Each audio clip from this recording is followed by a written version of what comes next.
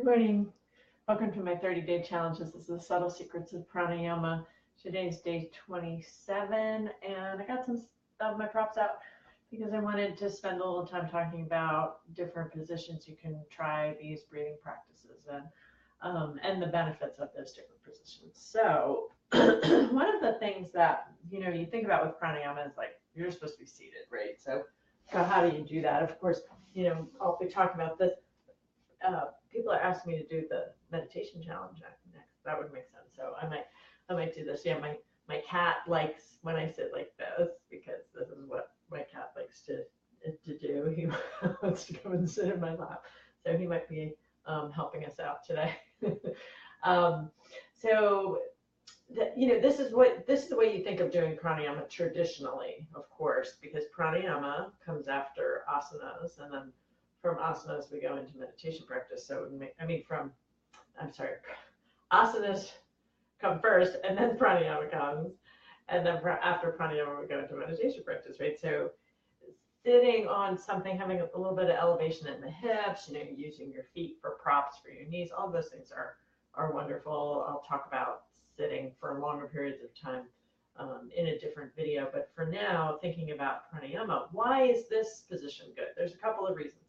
One is when the spine is vertical to the earth, you're in in terms of the physiology of what's going on, you're in a kind of a neutral position to keep focus and awareness. So that's one reason to sit like this. Another reason in terms of pranayama is all the things we've been talking about in terms of the respiratory musculature, the respiratory apparatus. When you're breathing, you have a little more space when you're seated without any support. Now, for many people, lower back pain is a problem, or shoulder or neck pain is a problem.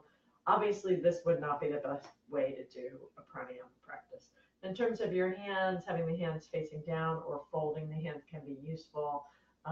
When you start doing more intricate stuff, like Nadi Shodhana, then you're doing and ratios. There's different things. There's different ways your hands can help with that. That's sort of beyond the scope of what we're doing in this 30-day challenge, but I do teach that in my longer trainings. Okay, so this can be a really good position for pranayama. Lots of options for what to do with your hands. Closed eyes can be useful, and then just going into some of those interoceptive practices of awareness in the face, awareness of sensations, or any one of the practices we've talked about so far, ratios using 3-part breath or using belly breath. Also structural breath can be useful. All of those things are great to do right here. Now, beyond that, let's explore some other ideas. You could, for example, have your blocks like this. I like this one.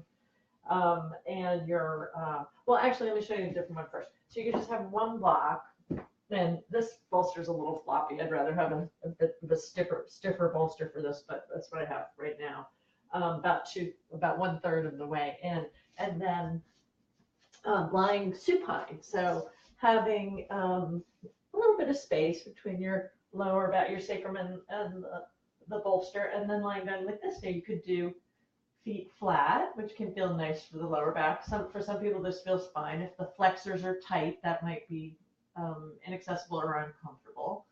And then for some people, Baddha Konasana can be comfortable, but again, like you might not want the joints hanging in the air. You might want to use a strap or put some. You could use your blocks under the knees for support here, under the thighs for support. These can be really useful practices. Now, what's beneficial about the supine pranayama is then you really start feeling expansion in the chest and in the armpits. You can notice a little bit what's going on with the belly in this. So it's like a front body awareness or interoceptive front body practice. Now, another way that I've started to show you, I'm going to show you now, is putting the block here.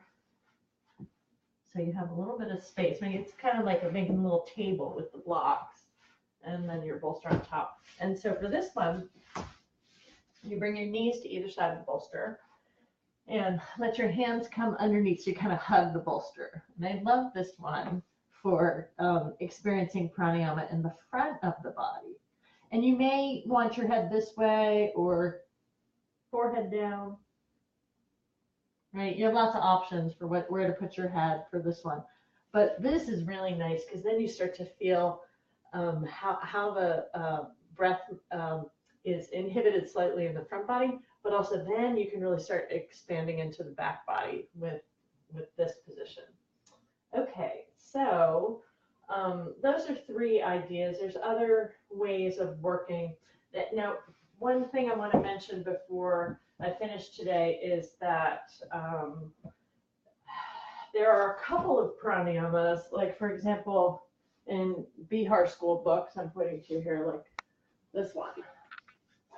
So in some systems, like in Bihar school, they say don't practice ujjayi while you're lying down on your back. Interesting, right? Don't practice other pranayamas while you're lying down. Whereas I don't know where light on yoga is right here. Iyengar does a lot of pranayamas lying down. So different people have different perspectives on it. And I think it's more about the interoceptive experience than it is necessarily about like some hard, fast guideline. But why would you not do ujjayi lying down? That's an interesting question. And the reason is because it's kind of a retention or a retaining, you could say in some ways. It's a way of kind of stopping the breath a little bit to create a little more heat in the system, create a little more containment of the energy in the system. So it's typically used more for like more active things, and that's why people use it in vinyasa, for example. So lying down, I don't know. Some people say don't do it. I haven't found a really strong reason not to. It just doesn't feel like that necessary when you're lying down, Okay, so for today, I thought the practice that we could work on together would be you could do either a prone in one of those positions or a supine pranayama, but I've run out of time. So go ahead and try that on your own today for homework. Let me know how it goes. We have 28 for 9. Is that it? We only have 3 days left in the challenge? Oh my gosh, is that right? Yeah, there's only 3 days left. So I have a couple more kind of things that I want to do to wrap up this conversation. And please let me know comments and questions about what we talked about today, but also what you want to do for the next 30-day challenge. And then I'm going to take some time off next week because I'm presenting at a conference here in Asheville. And so probably I'll start the challenge like a week from Monday or something.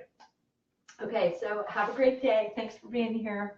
And I hope your practice is going well.